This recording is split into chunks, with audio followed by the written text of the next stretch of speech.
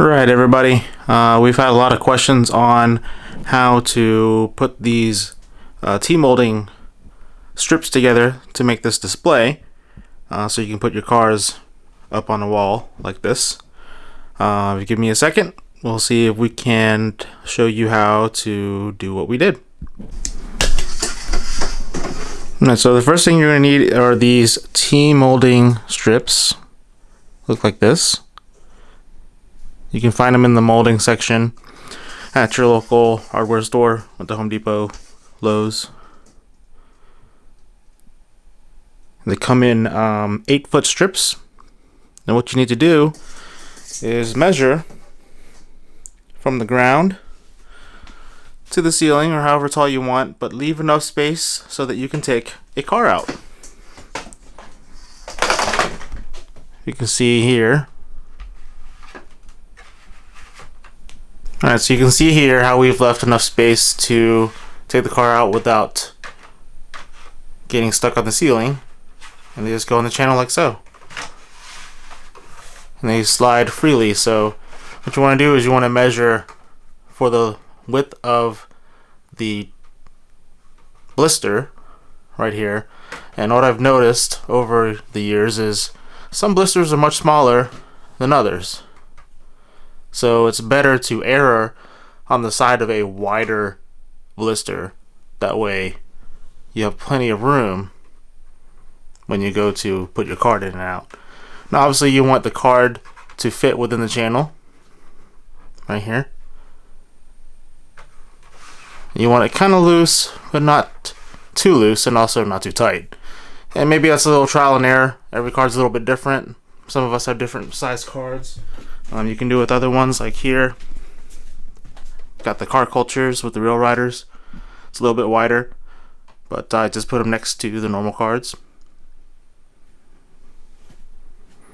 Yeah, let's show you how we put the tape on the back so that they stay on this wall. Alright guys, so what you're going to need is some double-sided tape. And here I have Scotch's Extreme mounting tape. Should hold up to 30 pounds. For the rest of the wall, I have used 3M Extreme tape as well. So just don't skimp out on this. Make sure you get the best tape, the most expensive tape, because last thing you want is this whole wall of cars to fall down on you when you're not home. Alright, so what I've done here is I've put a piece of tape, of the 3M tape, every 6 inches on the back side of the strip. 6 inches, about 1.5 inches per piece, just evenly spaced all the way down. Alright, so it's cool to have a level here. That's what I'm going to use to measure.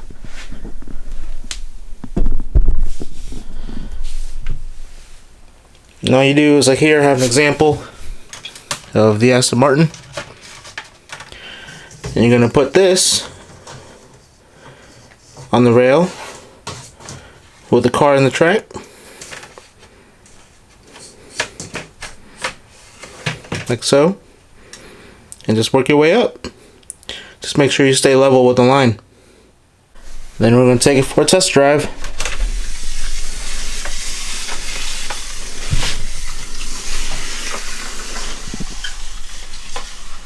Nice and smooth. And there it goes. Right in the track. Alright guys, so if you continue that same process and just keep going down, you'll have something like what I have here in my wall.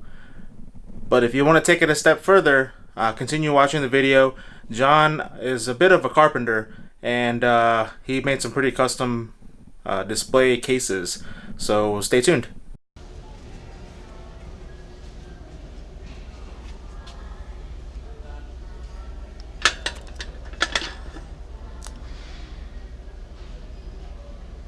Good morning. So version 1.0 has already been modified to version 2.0. So back to Home Depot we go. More wood. A little more in the building of version 2.0. I got the slats here at 1/2 inch wide, and then the top piece is going to overhang it by 1/4 inch.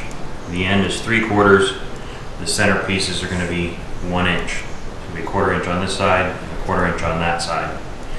Each card is 4 1/4 wide, so I'm making the spacing between the two 1/8 inch bigger, so I have a 1/16 inch leeway left to right for this thing to slide down.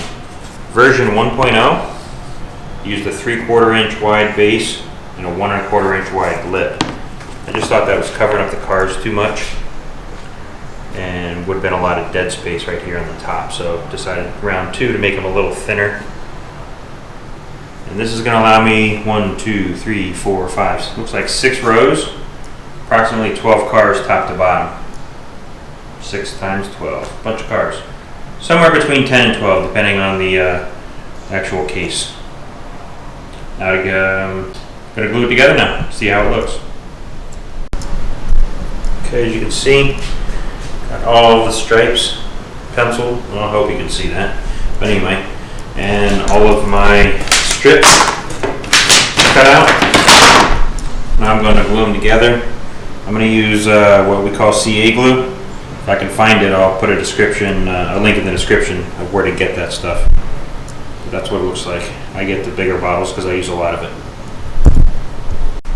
Alright, just finished gluing the base layer down. Just wanted to do a quick check. Leaves a little bit of space in between. Card slides, no problem. Should be good to go. Once we put the lip on, it'll hold them in place. Alright, finished product here. Aside from painting, actually. What I do is slide a car in. Slides right down to the bottom. Slide the next car on top. Boom. Still have to drill 2 holes, 1 on each end, just to mount it to the wall. And then by the time I fill up the row, one of the Hot Wheels itself cards is going to cover up the screw hole so you won't ever see them. Just need to paint this. It's good to go. Look, enough wood for 1 more.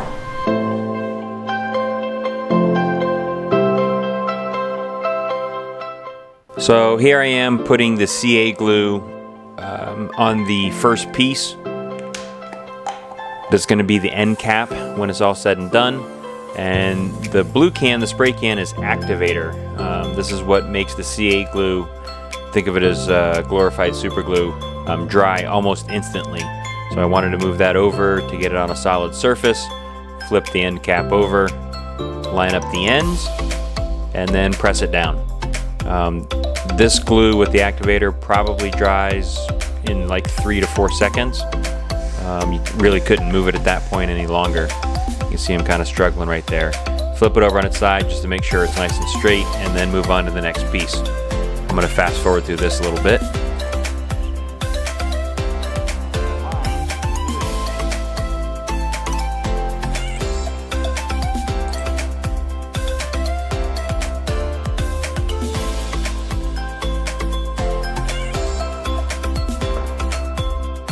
Alright, so that's the final, that's the other end piece right there, getting glued and pressed together. You can see the pencil lines is exactly where I want the slats to glue in place. It was a real good visual to have those in place, so I knew exactly where each slat was going to go. Rotated it around, and the last couple are getting glued down now.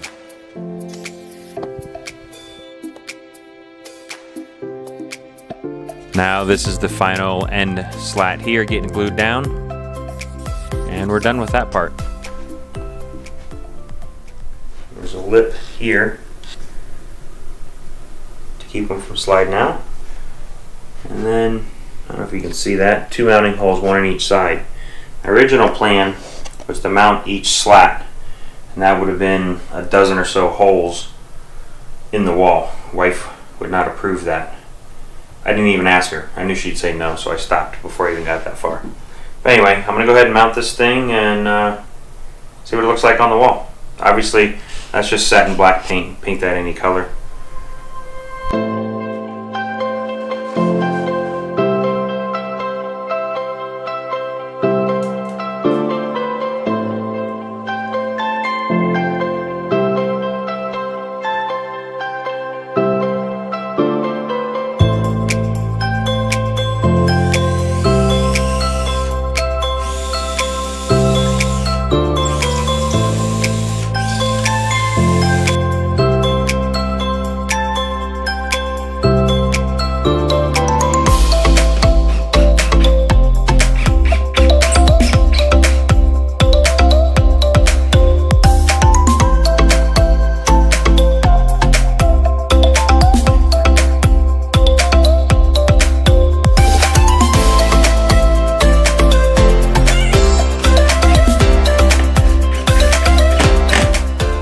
had an outro filmed with the GoPro, and I just didn't like that footage, so retaking it with the new camera. As maybe you could tell, that GoPro footage was one of the first things I ever filmed, so I wasn't very good at it. Still not great, but a little bit better. So anyway, we have the finished panels up on the wall now. This is kind of where I keep some Mitsubishi Eclipses, a bunch of 240Zs, go-karts on this panel, mostly treasure hunts and Zamex down here, and then some extra treasure hunts that are sale, trade, whatever. So that's the finished panel. As I said, this is made out of one piece, a 2 foot by 4 foot piece of 1/4 inch MDF. I glued it together and then painted it black to kind of match the decor in the room. I hadn't really thought about making these for people for just now, but if you're interested in one, let me know. Again, it'd be just shy of 2 feet by 4 feet, so it might be kind of expensive to ship from Atlanta, Georgia. But, never know, we could see. The T-Track that Tony has, that I've now added in my own office also. I wanted a little bit more space and wanted to try something different just in both spaces. So we have the T-Track over here, Porsches, Lambos, Ferraris, car culture stuff, and the wooden racks over here. There we go. Hope you guys enjoyed it. This is the rack that I made, as well as